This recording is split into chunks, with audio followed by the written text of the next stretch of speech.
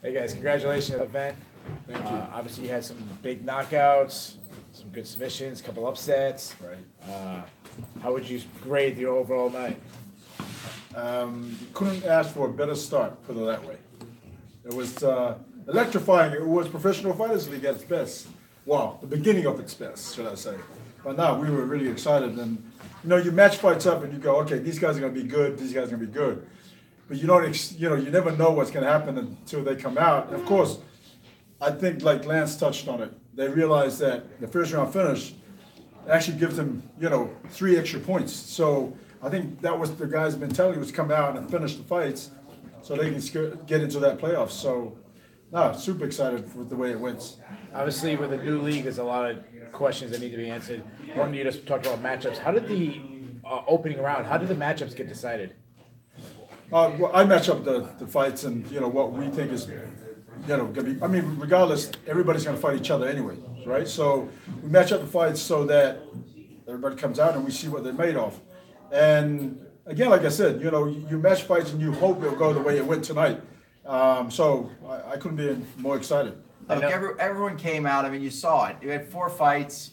Everyone jumped on it. There's Right. a couple turnarounds with Seiler that was a surprise. That was amazing. They're getting first round finishes. They're walking away, and you hear them talking about how their corners are saying, "They got 6 points. We got 6 points, guys." And they know they're in a place where, as they look at their second round of the regular season, they're in a commanding spot Right. as they think about being one of the top 8 to get to the playoffs. And that's just, you could feel it. You could even see it on social and what was happening during the Facebook feed when people were talking about it. And look, Andre got a great win, but Andre got 3 points. Lance got a great win, but Lance got 4 points. It starts to change the way that we think about it from the regular season to the playoffs and the championship. I know you addressed how injuries will be handled in the playoffs. What about the regular season? Say tonight, Andre Harrison broke his hand. He can't fight. Does a replacement come in, and does a replacement inherit his points? No, a replacement will come in, but he won't inherit his points. If Andre is cleared by the doctor and he's able to fight, well, actually no, because he's just fought his first fight. So if he can't fight his second fight, whoever the alternate is will then take his place. And if the guy that took his place ends up scoring a knockout in the first round and goes for 6 points, Andre's out of the game. Yeah, so basically, you've got 12 guys that started the regular season. Right. If one of them tonight can't compete in the second round, we would bring a 13th person in. They would only get 1 fight in the regular season. But if they got 6 points, that 6 points might be enough to be in the top 8. Yeah. Because the pool would just be the top 8 out of 13.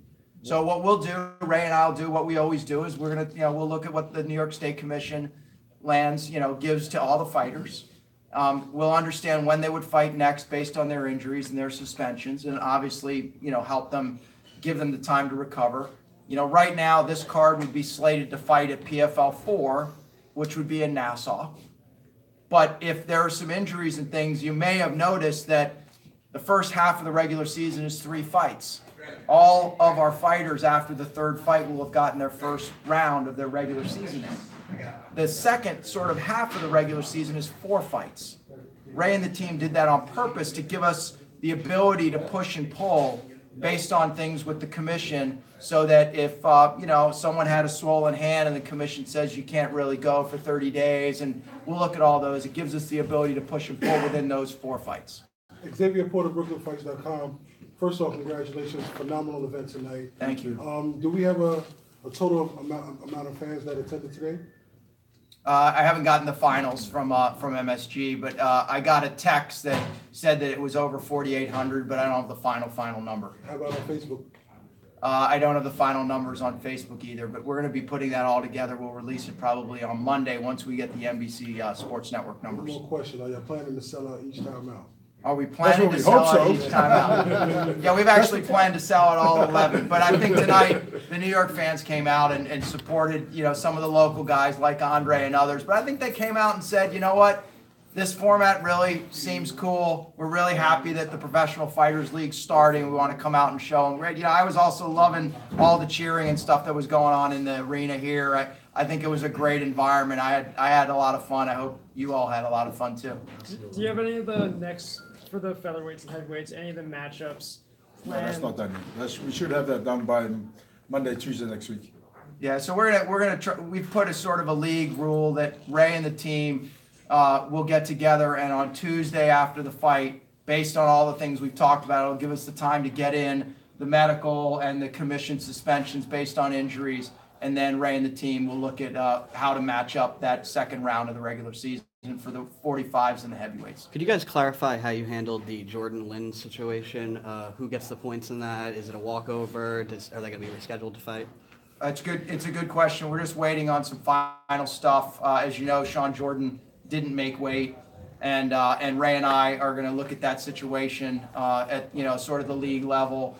We had a lot going on after the weigh-ins, and we obviously wanted to have a great show tonight. So we'll look at both the Lynn situation and the Sean Jordan situation, how we'll move forward. So it's something you'll take by a case-by-case basis then? It's not necessarily 3 points immediately for not making weight? Yeah, there's some other issues with that fight that we just got to sort out. But yes, in a normal situation, that would be a walkover. That's laid out in the rules and regs. And for a walkover, you would get your 3 points. And we're just trying to get the final details of all of those pieces so that we can clarify that. But we'll do that shortly, maybe as quickly as tomorrow. What you learned from this first event that you can take into your next event in terms of production, organization, workflow, the whole event as a whole? I There don't. was a lot to learn tonight. Yeah, there's a lot. Yeah. I mean, there's a lot of pieces. Look, we were live around the world on Facebook. We were live in the USA on Facebook. We've been on NBCSN for 6 years, so that felt good. But we also brought a lot of new features in. I mean, we had some fighters commenting and participating in the Facebook Watch piece. We had some technology, and we had some striking, and we had a telestrator. We had a lot of pieces. So I think what we'll do, like any good organization, we do a post-mortem after all of our fights, not just from the fighting operations, but the TV production and the digital production. We'll probably have that meeting on Saturday once we can all also look at the show, because we were all here in the arena, and then we'll make some adjustments and improvements as we get to Chicago, which is 2 weeks from tonight. Do you guys pick like the matchmaking for the next round? Like, do you guys do matchmaking? Is it random? How does that work? Yeah, What's the process behind it? We do all the matchmaking. Okay. Yeah, so for during- every show. yeah. Well, for every regular season fight. Yeah, so the matches, as you know, are already, Ray and the team have already set up PFL 1, PFL 2, and PFL 3. And then coming out of the results of each of those, then Ray and the team will look at, as I mentioned, all those pieces with respect to what the commission hands down, and then how the matches will be set for PFL 4, 5, 6, and 7, so that all the fighters have the opportunity to get their second fight of the regular season. Obviously, there are, for example, perhaps some fighters that have more points than others at this point. Like, do you look at that and do you try to match, like, winners against winners, losers versus losers, or how does that process? It's a good question. I don't think it's as simple as that. And the bottom line is, no matter what happened to you tonight, you still got to come back and try and win, and possibly win in the first round to get your 6 points or your 5 points or your 4 points in the second. So, we've talked about it, and as much as you could look at the matchmaking and, would you try and, have this guy fight that guy to get him there? At the end of the day, and, Ray will say it over and over, you got to win to advance. And so we'll look at what the best matches are. Ray and the team always, do that. And I think tonight you saw the results of that with, I think, 11 great fights. Do you guys worry about the way that you're incentivizing the first round stoppages and if that might cause injuries? No. No, not at all. I mean, if you saw all the knockouts tonight, especially the first round knockouts, even the first round submission, I mean, it was not only exciting for us, the team, but the fans loved it, and everybody was tweeting about it. You know what I mean? And like, even the fighters, when they walked out of there knowing that they won 6 points, now the guy that lost with 0 points is really going to come out and win first round in the next show. So it's exciting. I think it makes it for a great show. And I think a knockout is a knockout and a submission is a submission in MMA. We will all fight under the unified rules, so I don't think it's any different. It's just, right. I think guys are, and girls, as we get to Kayla 2 weeks from now, are going to be thinking about how do I get into the playoffs. All 72 of these fighters, we met with them in Orlando a couple months ago before this fight, and I promise you, all 72 of those fighters said, I am going to be one of the 6 guys to win $1 million. So that's what they're thinking about when they come out here and fight.